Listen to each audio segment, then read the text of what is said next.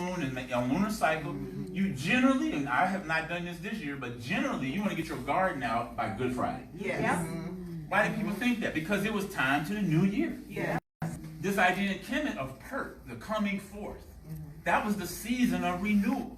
So that's an old idea. Call it perk there, but call it in my household, Mr. Suggs coming to turn the soil. Yeah. Mr. Suggs was a man in the neighborhood who had a mule and a plow. And at the time, we lived at a house that had 2 lots, and one of the lots was basically a big garden. Every year, around this time, Mr. Suggs would come and turn the soil for my mother, who was going to have her garden. Mr. Suggs was like clockwork, and everybody used Mr. Suggs. This was before rototillers. This was before any of that. It was a plow.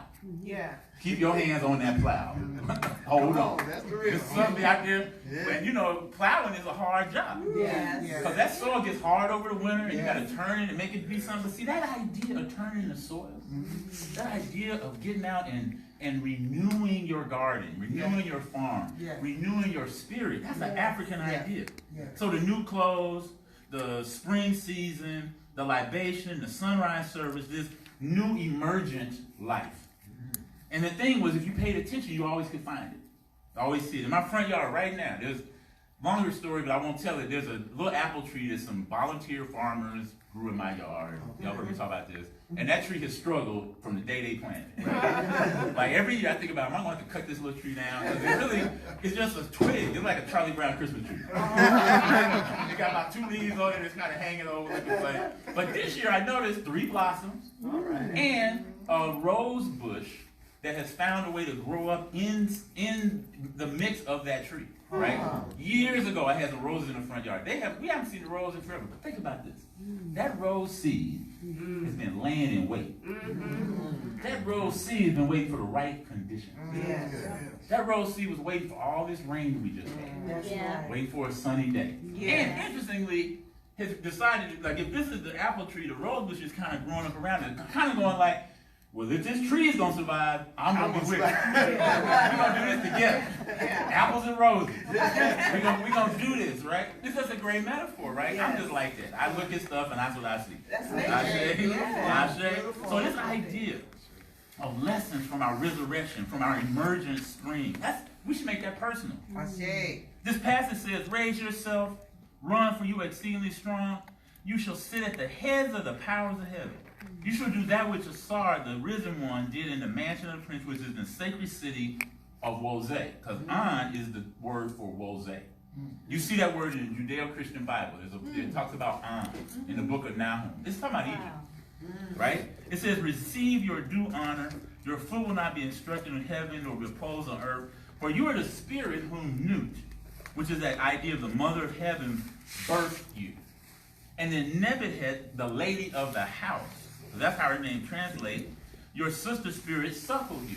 It's a really interesting idea in the Nile Valley culture that you could be born by one person and be nurtured by another mother. You have 2 mothers. It says something about how we raise our children. Our children need to be raised by community. But in order to do that, we have to have the same set of values. We have to believe the same things about who children are. Are they vessels that we're supposed to fill up with our ideas? Or are they their own spirit, their own divine spirit, that our job is to nurture their spirit to be what they came here to be? That's different than trying to make children be who you want them to be. Come on. Ashe? We make the error when we try to mold this child, because children come here generally, I think, knowing what their spirit wants them to do. The question is, are we paying attention?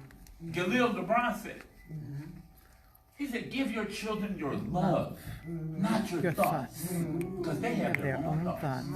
Sweetheart in Iraq sang about it.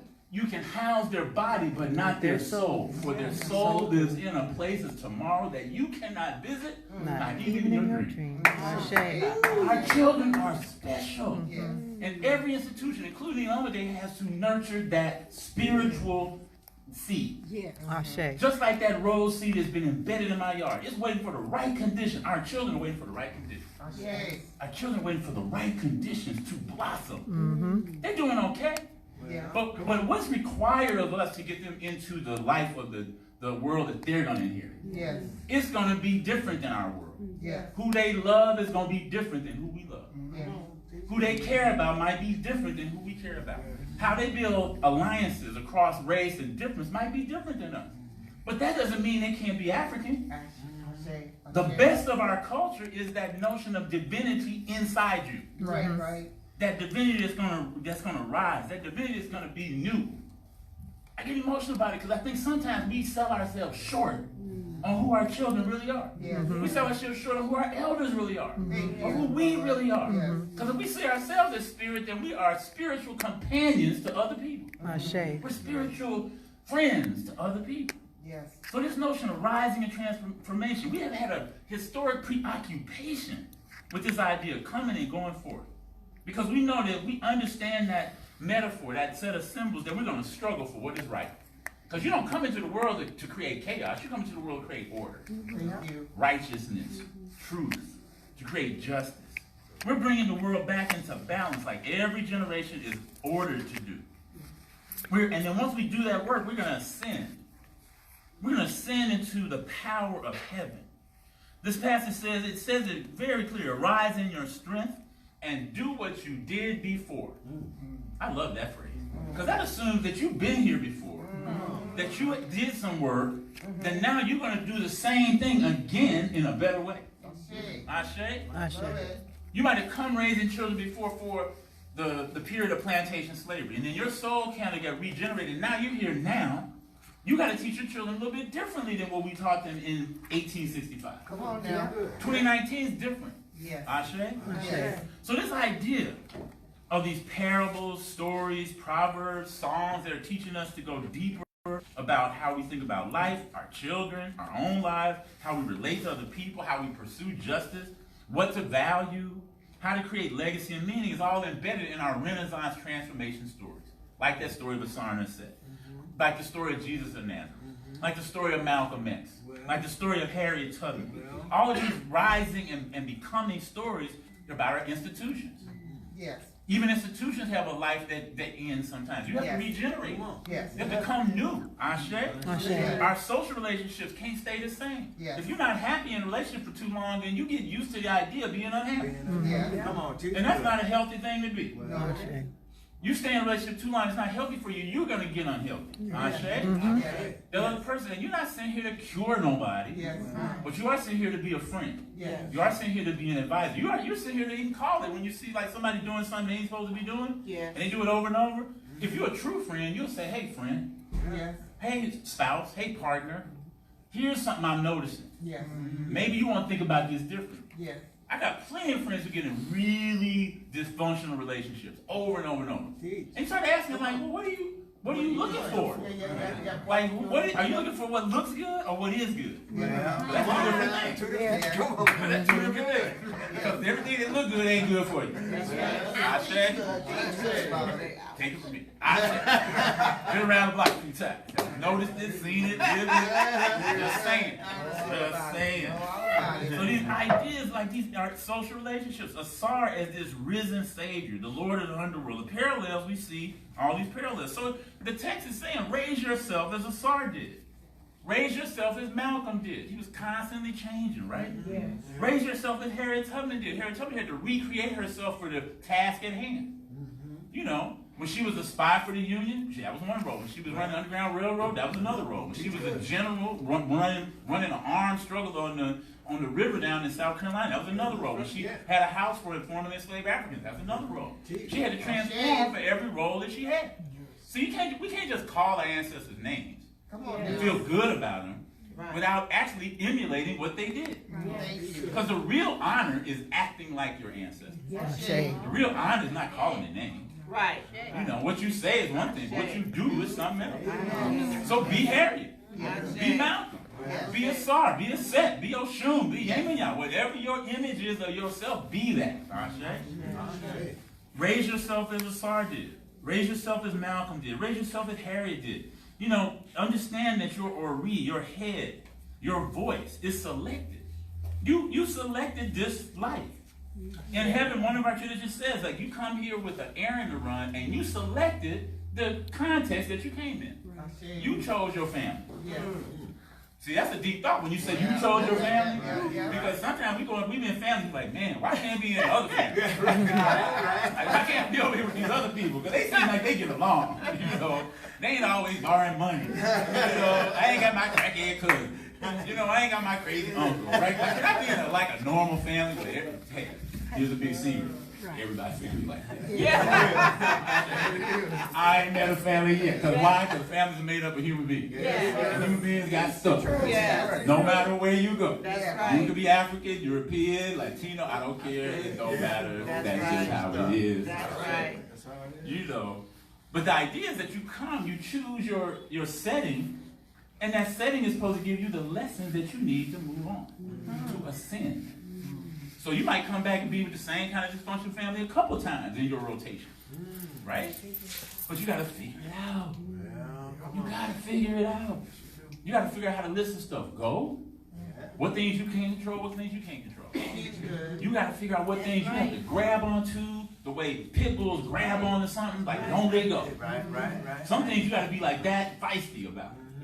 And some of that's around principle. You can't let go of truth. It's just you gotta stand on truth. You can't let go of good child rearing practice. You gotta stand on it, right? You gotta be able to say to friends that you love, you made a mistake. You're wrong. You gotta be able to say to friends, when you make a mistake, forgive me. I apologize. Be the big person, right? Be a big person. Not the big person, but a big person. Because the more that we model my behavior, the more other people will follow. I just believe that. It's just like children, we talk about peer pressure, adults have peer pressure too. If your friends are doing the right thing, more often than not, your general disposition to doing right in the world or character, you're going to have high character too. Because like people attract like people. You know, iron sharp as iron, as they say. So everybody you're hanging out with might not be who you're supposed to be with. Ashe. You can help. You know, you can give good advice.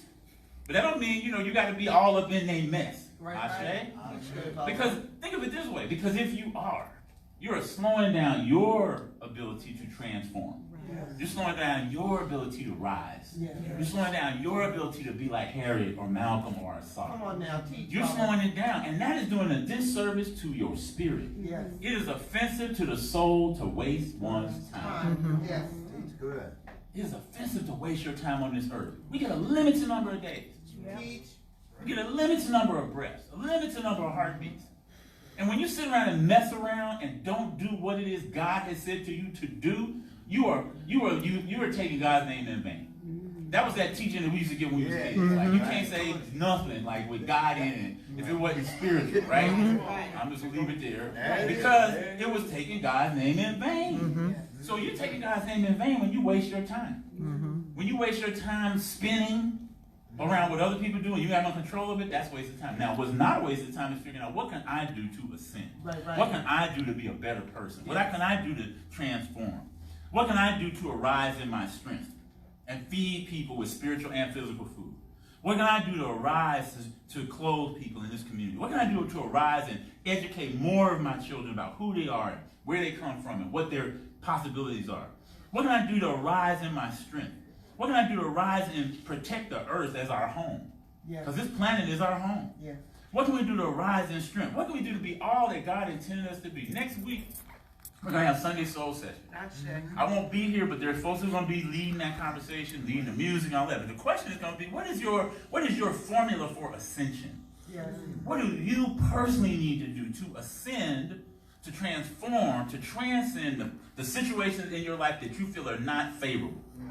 What do you need? What does it take from other people? What do you need to do on your own? What does it mean to be outside in nature? What does it mean? So we're going to pose that question. So this week, think about what is the thing you need to do to change? What is the formula for your ascension? Think of it in grand terms. If you ascend, think about that. You become a star. You become energy out in the universe. What will it take for you to get there? Ashe? In other words, what will it take for you to be African? What will it take for you to raise yourself up, to run as you're one who is exceedingly strong, to understand that you are a spirit, that you were nurtured and suckled by two powers of heaven? What is it going to do to take you to rise in your strength? What will it take for you to be chosen? To be human and to be African? Ashe. Ashe. Ashe.